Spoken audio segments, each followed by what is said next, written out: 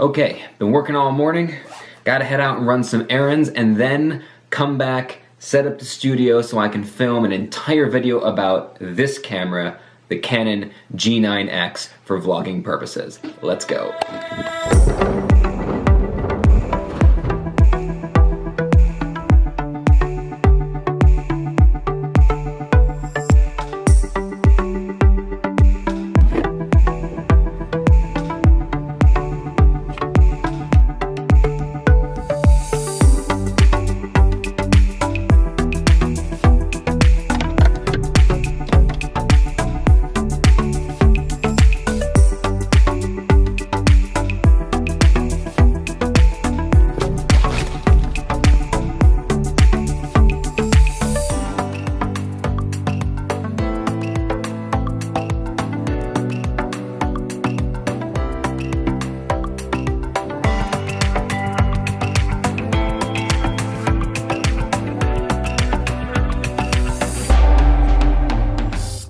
Alright, so maybe you're new to vlogging. So far you're just using your smartphone, which is a pretty good camera. Maybe you're using an entry-level point and shoot or something like that. Or maybe you're not new to YouTube at all. Maybe you've been doing YouTube a while, but you've just been doing studio videos like a setup like this. So maybe you've got a big DSLR like a 70D or an 80D or something like that, and you're looking to get out of the studio and start doing some vlogs or make your videos more dynamic. So what you're looking for is a good, high-quality, borderline professional level vlog camera. So you're watching videos from your favorite vloggers like Casey Neistat or Jan Olsen or Sarah Dietschy, John Hill, Peter McKinnon. You're watching their videos and you're going, oh, I can't, how are they getting? So you start looking up what kind of cameras vloggers use, and you find that there's really two options in the high-end point and shoot category. The G7X Mark II and the Sony RX100 Mark V. But when you take a look at the prices, you find out that the G7X Mark II is like $700, give or take, depending on the day, and the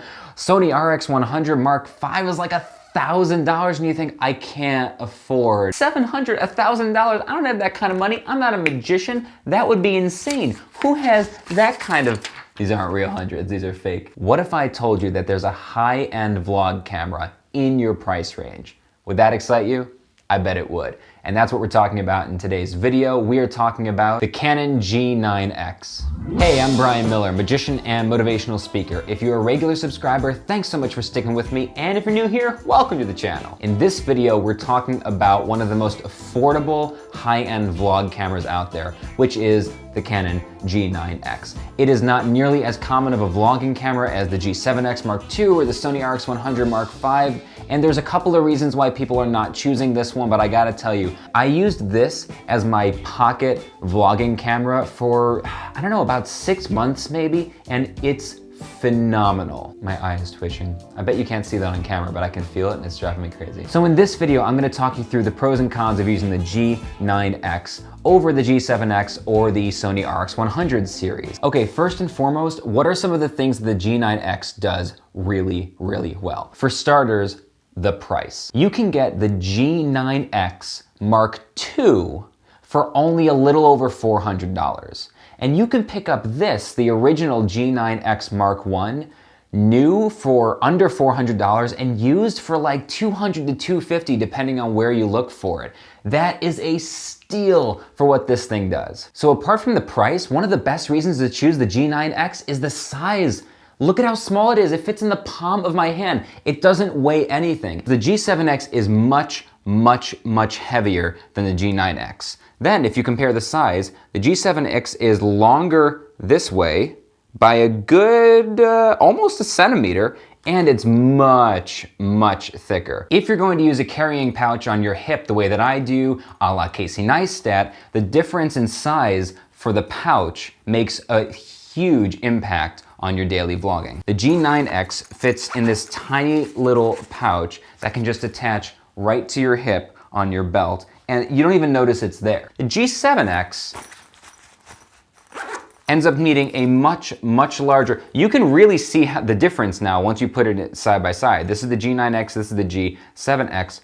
Look at how much taller, bigger, and fatter this is when it's on your, I mean, this is a huge difference when that's on your hip. This table always slides away from me over the course of these videos, so occasionally I need to bring it back, and then I feel like I end up getting these shots where it's like the old movies when the cigar over the course of a shot, and guy's smoking a cigar, like an old black and white movie, and it just keeps getting shorter and longer over the course of a scene because they had to keep retaking it and relighting it. Anyway, some more reasons that this is very, very similar to the G7X. It has almost as bright of a lens. Not quite. This has an f2 lens, whereas the G7X has a 1.8. It's a third of a stop darker than the G7X, which makes no practical difference in the real world. It's got a solid zoom on it.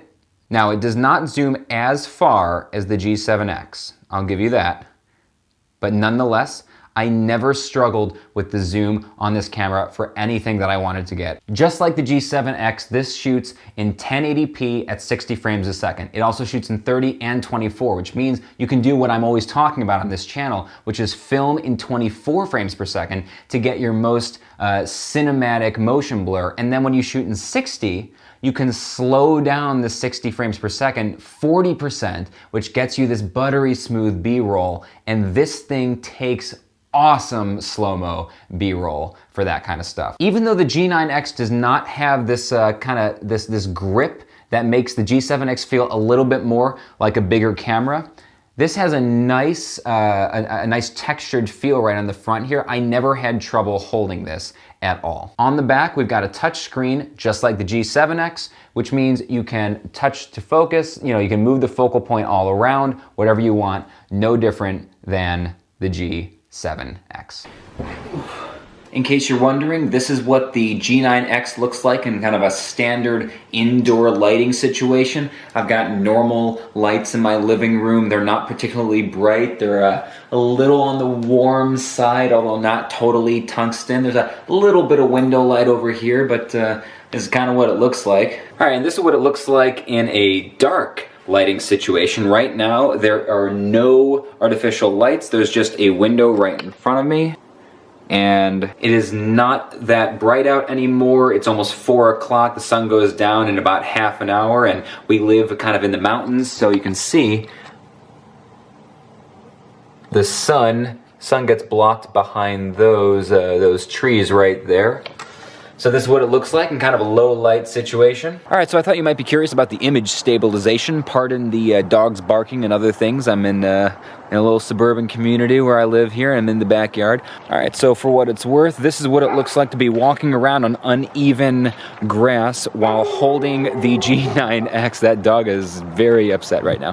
While holding the G9X on the Manfrotto mini tripod. And now I'm going to take off the tripod. Okay, and now I'm holding the G9X at arm's length without the mini tripod, so you can get a sense of what it looks like to be doing it like that. Okay, so obviously the G9X is a fraction of the cost of the G7X, so there's gotta be something missing over here that you're getting over here. Well, okay, first, let's start with the obvious. The one thing that makes this camera the biggest difference in price, which is, of course,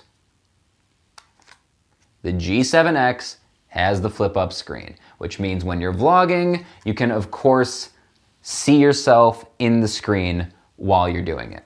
And yes, for a vlogger, that is a huge thing. The G9X doesn't have a flip-up screen. Couple of reasons that can be a good thing. It saves you money, it saves you weight, and it saves you size. Also, if you're relatively new to vlogging, walking around and talking to a camera on your own out in public, having that flip-up screen can actually be a bit of a deterrent. This whole setup here, where you've got the flip-up screen, this thing really looks, if you're not used to vlogging in public, this can look really awkward. It can make you a little self-conscious because people can see you staring at yourself in the screen, which feels a little self-serving out there in the real world. Also, if you're not used to vlogging, you're going to want to stare at the screen the entire time. If I'm staring at the screen while I'm talking to the camera, it really looks like I'm not looking at you, and this can be very distracting for people. Whereas if I'm talking to the G9X, there's no flip-up screen. The only where to look is right at the lens, and this will force you as a new YouTuber to focus on the lens and talk directly to your viewer, and that can be a very good thing. All right, so one more downside to the G9X over the more expensive ones is that because it's such a smaller form factor, there's not as many physical controls and buttons and knobs. You have to control almost everything off of the screen on the back. For instance, anytime you want to get to any of your settings to change them, you have to hit this Q button, which is a physical button, but now you're dealing with a touch screen, so I can go over here and change it from 24 to 60 frames per second. I can turn my ND filter on or off. And the only time that's really going to make a big difference for you is if you're vlogging outside in the cold. So that can be a bit of a problem, but you have to weigh that against how small and light and cheap this is for almost the exact same image quality and features and functions that's in the much more expensive, much bigger, much heavier G7X. So as I mentioned earlier, I own the original G9X. If you have the choice between the G9X Mark I and the new Mark II, if you can afford it, definitely get the Mark II, because I have the G7X Mark II, which has a lot of the same features that the Mark II of the G9X would have, and one of the best features in the Mark II is the time-lapse built-in feature. That was a weird way to say that. The built-in time-lapse feature. The Mark II of both the G9X and the G7X has a built-in time-lapse feature with 3 different functions. Neither of them gives you the ability to get all of the individual photos so you can edit it yourself, but most people using a built-in time-lapse function don't want that anyway. You don't want to be taking 600 photos or 1,000 photos into Photoshop and Lightroom and editing them and stitching them together. And if you have the choice, if you have the money, definitely get the Mark II, because that's got the built-in time-lapse features, which is beautiful. For what it's worth, the time-lapse that I shot at the end of the intro clip to this video, I filmed that side by side with the G9X and the G7X Mark II. The one that you watched was just me hitting record on this and filming and then speeding it up in post. Whereas the one on the G7X Mark II, I used the built-in time-lapse feature. So now I'm gonna play them side by side so you can see the difference in what it looks like filming and then speeding it up versus using the built-in time-lapse feature, so you can get a sense of what the time-lapse feature in the Mark II of the G9X would do for you.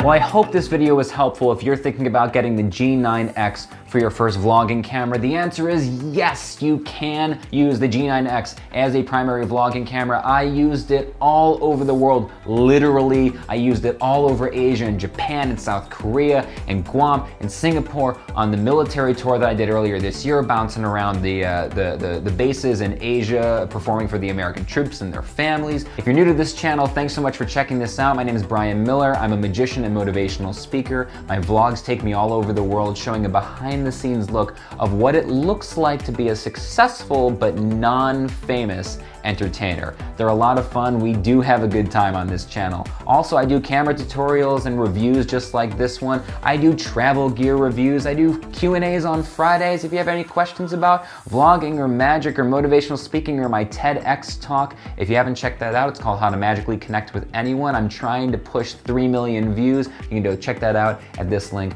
right here. Thanks so much for sticking with me again, and always remember that our world is a shared experience. Have a great day. This is the kind of money they use in movies when they need to like rain money, or like they use these in music videos, and anyway.